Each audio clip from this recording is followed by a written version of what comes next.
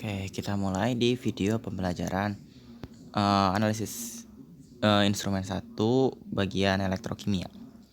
Nah, di video sebelumnya tuh udah ada video analisis instrumen satu bagian NAFNI, analisis fisika non instrumen. Nah, kali ini kita mau lanjutkan di analisis elektrokimianya. Oke. Nah, bedanya di video kali ini tuh kita hanya menyajikan secara teorinya saja. Kan kalau di video yang praktikum itu mekanisme prakteknya dari bagian kerja, cara pengolahan data dan lain-lainnya. Nah, di sini kita membahas teorinya saja. Jadi kemungkinan ini videonya lebih pendek sih ya. Nah, sebelum itu kita harus tahu dulu apa itu analisis secara elektrokimia. Analisis secara elektrokimia itu adalah prinsip kerja elektrokimia itu berdasarkan sifat kelistrikan jika sampel dilarutkan dan dijadikan dari sebuah sel elektrokimia, sehingga reaksi yang terjadi itu haruslah reaksi redoks. Tapi reaksi redoks itu bukan yang mau kita tetapkan, tapi sel elektrokimianya atau sel elektrodanya. Ya, jadi sel elektrodanya. Jadi kan misalkan kita menggunakan pH meter. Nah, jadi reaksi redoksnya tuh bisa sih yang kita analisis, bisa sih dari alatnya ada reaksi redoks. Kan kalau di pH meter tuh ada elektrodanya ya. Nah, elektrodanya kalau yang ini dia menghasilkan menghasilkan reaksi redoks. Gitu ya.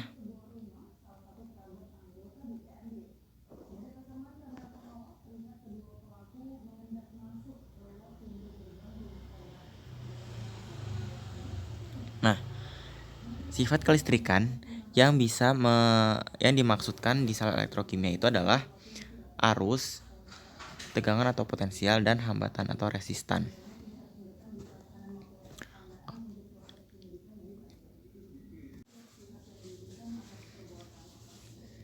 Nah,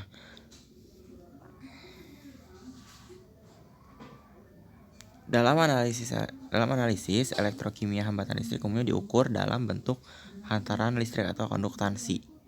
Jadi dalam elektrokimia itu yang diukur itu biasanya adalah hambatan listriknya. Hambatan listriknya diukur atau namanya adalah konduktansi. Nah, konduktansi itu adalah kebalikan dari resistansi atau kebalikan dari hambatannya. Jadi kalau hambatan itu adalah hambatan listrik, berarti kalau konduktansi itu adalah kebalikan dari hambatannya, berarti adalah hantaran listrik.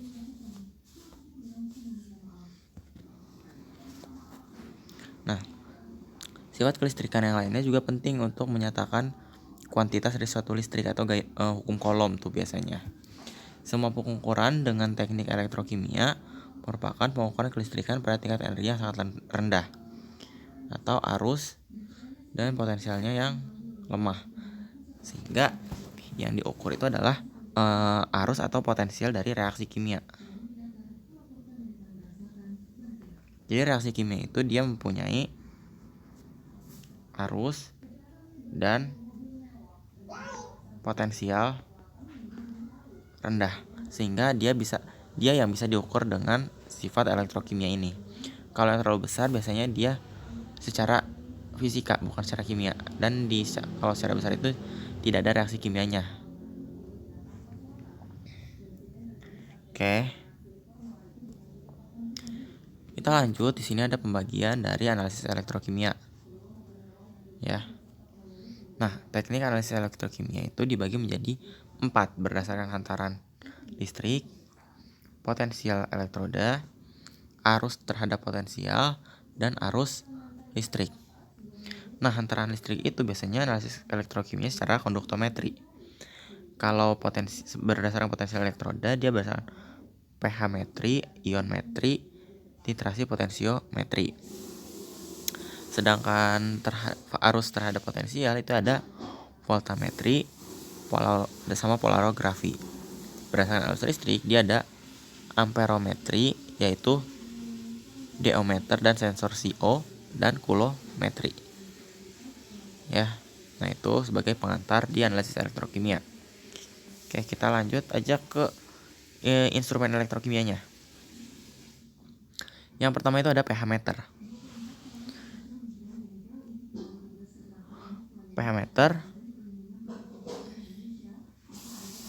pH meter adalah alat elektronik yang digunakan untuk mengukur pH. Nah, pH itu adalah keasaman atau suatu kebasahan dari suatu larutan. pH meter itu dia terdiri dari elektroda pengukur yang terhubung dengan pH meter. Jadi yang mengukurnya itu adalah elektroda pengukuran ini. Nanti itu hasil pengukurannya akan terbaca di alat pH meter yang di sini. Jadi yang ini namanya elektroda ya. Nanti hasil bacanya akan muncul di sini. Hasil pembacaan pH-nya. Nah, elektroda yang digunakan dalam pH meter itu adalah elektroda gelas yang terdiri dari elektroda pembanding dan elektroda indikator. Nah, itu bisa kalian lihat lagi di video teknik elektrokimia ya di playlist kimia fisika. Oke. Nah, prinsip pengukuran dari pH meter adalah perbedaan beda potensial sehingga pH metri masuk ke dalam metode potensiometri. Ya kan tadi dia masuk ke dalam potensiometri.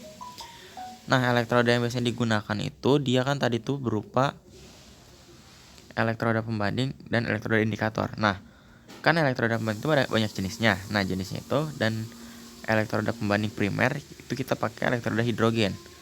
Sedangkan elektroda indikator kita menggunakan elektroda quinhidron dan elektroda gelas. Oke. Nah, di sini ada teorinya sedikit ya. Kita mau bahas tentang pH meter.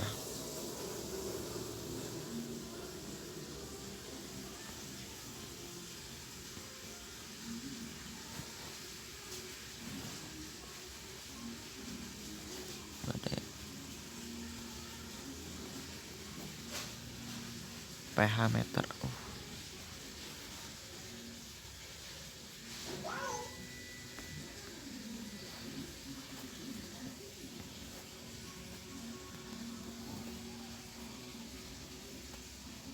Nah, pH meter ini adalah alat yang sensitif terhadap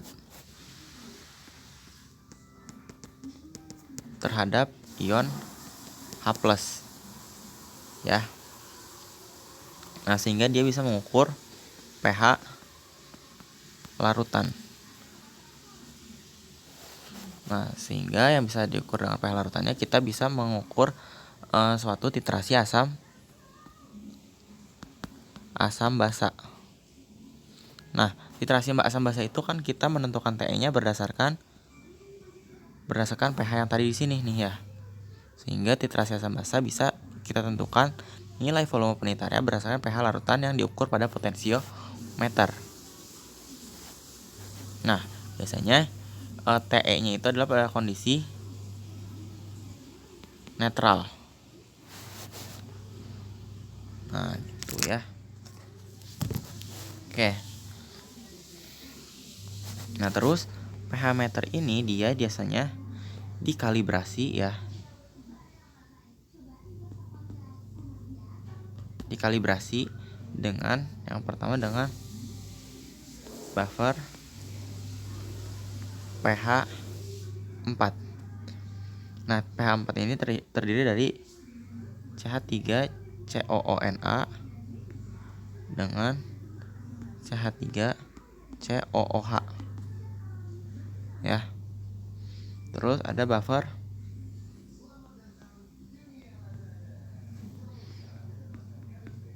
pH 7. Buffer pH 10 dulu. Yang terdiri dari NH4OH dengan NH4Cl. Dan yang terakhir ada buffer pH 10. Nah, ini itu terdiri dari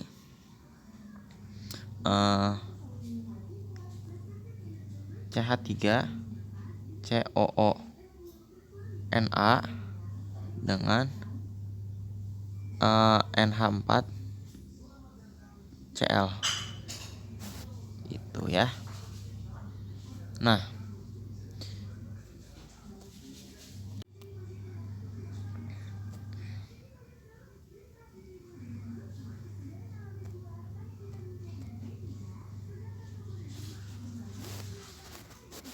oke, itu untuk kalibrasi. Nah, sekarang kita bahas lagi tentang TE-nya tadi ya, penentuan TE-nya.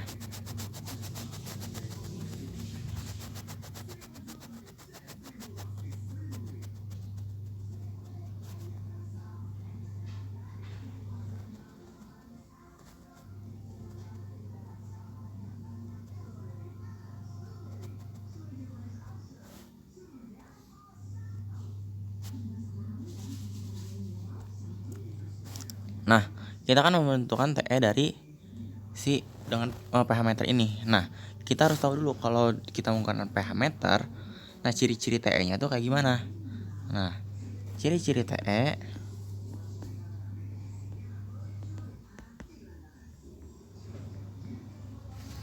itu adalah yang pertama adanya lonjakan delta pH. Jadi ada lonjakan delta pH. Yang kedua, berada di range TE.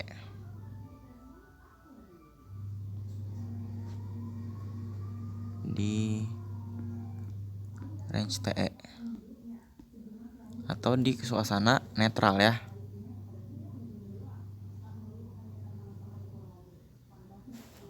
Yang ketiga, dia ada pada saat penambahan 0,1 mili. Nah, itu ciri-ciri TE ya. Oke.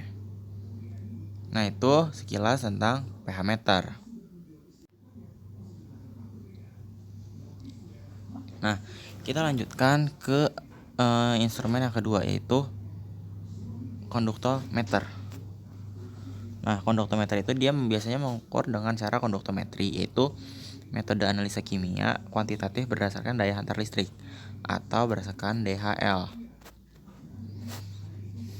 Nah, daya hantar larutan bergantung pada jenis dan konsentrasi ion dalam larutannya. Jadi DHL itu dia dipengaruhi oleh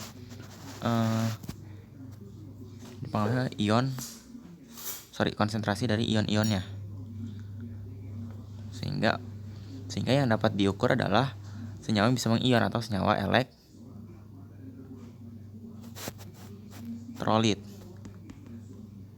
ya. Nah, jadi untuk konduktometer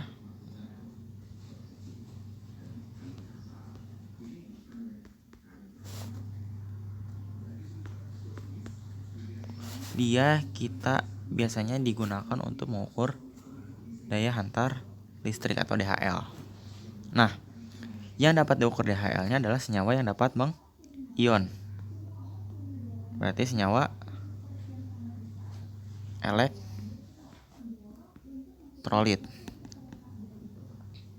Nah, untuk DHL sendiri yang mempunyai DHL tertinggi itu urutan dari DHL terendah itu adalah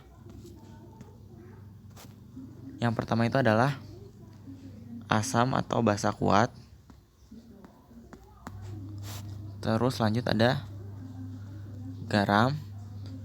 Terakhir yaitu adalah asam atau basa lemah. Jadi asam basa kuat dia DHL-nya paling tinggi, dilanjutkan garam dan dilanjutkan oleh asam basa lemah. Itu. Nah, oke, karena tadi itu membahas tentang hambatan hantaran DHL, daya hantar listrik. Nah, ternyata di kelistrikan juga ada yang namanya hambatan listrik atau daya tahan listrik atau resistansi. Nah, resistansi itu merupakan kemampuan suatu benda untuk menghambat atau mencegah aliran arus listrik.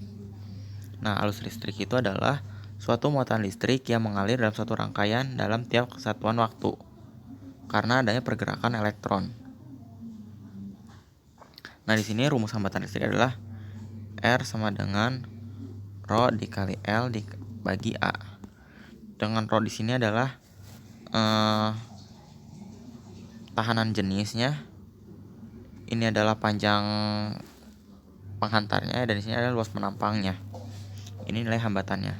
Satuan hambatan itu adalah ohm. Nah, itu kalau hambatan. Nah, kalau hantaran kan tadi kebalikan dari suatu daya hantar atau hantaran atau konduktansi itu adalah kebalikan dari hambatan, ya gak? Jadi dia itu adalah secara definisi kemampuan untuk mengantarkan listrik. Kalau tadi itu adalah kemampuan untuk menahan listrik mengalir. Nah, di sini rumusnya ada L sama dengan, karena kebalikan berarti L sama dengan 1/R. Satuannya adalah ohm pangkat min 1. Ya.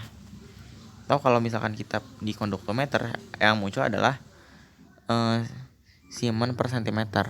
Bisa itu milisiemens atau mikrosiemens. Ya.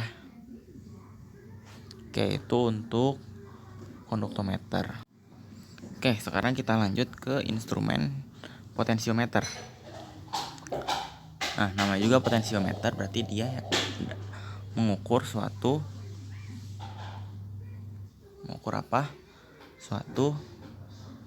beda potensial listrik atau mengukur N0 sel.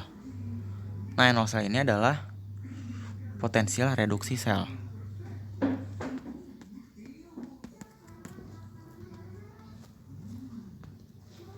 Potensial reduksi sel. Nah, sehingga yang bisa diukur oleh alat ini adalah, karena dia spesifik lagi, N0 sel yang diukur berarti dia harus suatu reaksi redoks. Harus ada reaksi redoks dalam larutannya. Nah,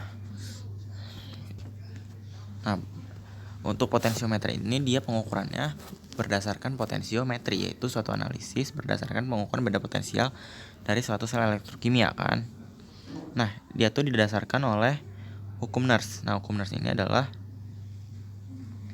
hukum yang mendasari sel volta ya. Ada di video sel volta, bisa dilihat lagi. Jadi reaksi oksidasi ditambah elektron menjadi reaksi reduksi. Rumusnya adalah ini. E sama dengan N0 ditambah 0,591 per N dikali log oksidator per reduktor. Nah, bedanya E dengan N0 adalah E itu adalah potensial yang terbaca di alat setelah dipengaruhi oleh beberapa faktor. Sedangkan N0 sel dia adalah secara teorinya yang seharusnya segini. Maksudnya yang seharusnya potensial reduksinya segini, ya segini. Dia udah suatu tetapan. Sedangkan E dia sudah dipengaruhi oleh baik dia suhu, konsentrasi, tekanan, dan lain-lain. Nah, potensiometri itu biasa digunakan untuk mengukur konsentrasi ion menggunakan ion elektroda ion selektif, terus mengukur pH larutan dan menentukan titik akhir atau titik ekivalen titrasi. Nah, sehingga kita bisa melakukan titrasi menggunakan potensiometri. Nah, prosedur titrasinya dilakukan pengukuran potensial larutan untuk menetapkan titik akhir. Yang diperhatikan adalah perubahan potensial kimianya atau N0 selnya. Perubahan S sel terjadi paling cepat sekitar titik ekivalen. Jadi pada saat titik akhir itu atau titik ekivalen terjadi perubahan N0 yang besar. Delta N0 yang tinggi. Nah, untuk potensiometri sendiri dia bisa dibuatkan grafik hubungan antara. Jadi dari data yang dia dapatkan kita buatkan dalam bentuk grafik untuk menentukan TE-nya. Kita bisa dapat 3 grafik,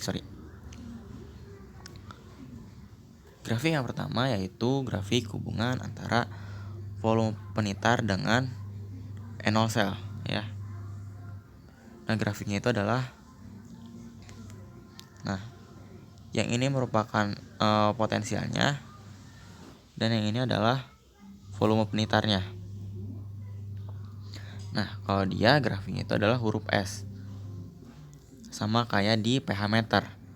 Nah, TE-nya yang mana? TE-nya tinggal kita tarik garis lurus, terus ini kasih siku-siku ya. TE-nya adalah perpotongan dari antara siku-siku ini. Nah, ini TE-nya.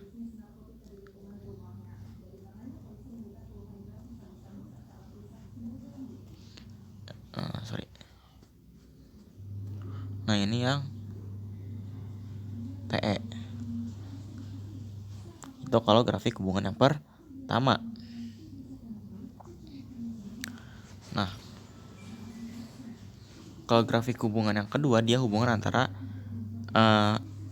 delta E per delta V dengan volume titran. Kalau kita gambarkan, ini adalah delta E per delta V, yang ini adalah volume titran ya. Nah, grafiknya itu berbentuk kayak gini, kayak bukit. Pertama dia stabil di bawah, saat menjelang TA dia muncak dan turun lagi. TE-nya ini lebih gampang, jadi TE-nya itu adalah puncak tertingginya itu adalah TE. Nah, yang terakhir adalah grafik hubungan antara delta kuadrat E dengan delta V kuadrat dengan volume titran. Nah, kalau digambarkan, ini adalah delta kuadrat E dibagi delta V kuadrat. Terus dibagi di sini ada volume penitarnya. Nah, bedanya di grafik ini adalah dia ada yang nilainya negatif, sehingga grafiknya itu kayak detak jantung. Kan dia gini, dia melonjak, turun lagi. Nah, TE-nya di mana? TE-nya itu adalah perpotongan puncak tertinggi ini, itu TE-nya. Gitu ya. Itu untuk potensiometer. Yang terakhir ada instrumen Carl Fisher. Ya, Carl Fisher itu adalah digunakan untuk, sebenarnya Carl Fisher itu merupakan autotitrator juga. Cuman yang bedanya kalau Carl Fisher itu adalah jenis autotitrator jenis Carl Fisher. Kalau yang tadi autotitrator jenis potensiometer. Nah, Carl Fisher ini biasanya digunakan untuk penetapan kadar air dalam bahan padat atau pelarut organik. Nah, untuk Carl Fisher sendiri, dia itu kita konsepnya sama, kita melakukan titrasi. Hanya titrasinya juga sama kayak potensiometer menggunakan instrumen, jadi kita tinggal menunggu hasil aja. Nah, di mana ada dua region yang digunakan, yaitu ada KF region, yaitu sebagai penitarnya. Nah, KF region ini terdiri dari campuran piridin, metoksietanol, iodin, dan sulfur dioksida. Piridin itu rumusnya yang ini.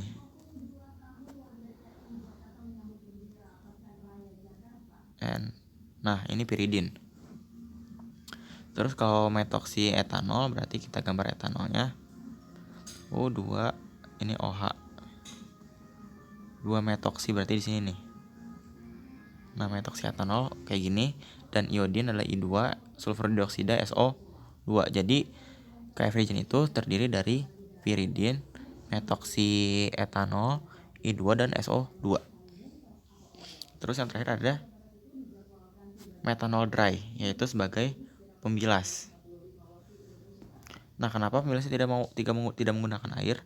Karena yang kita tetapkan ada kadar air. Kalau kita bilas menggunakan air, kemungkinan nanti si alatnya itu masih tersisa sisa air, sehingga kita menggunakan metanol dry, yaitu metanol yang bebas air.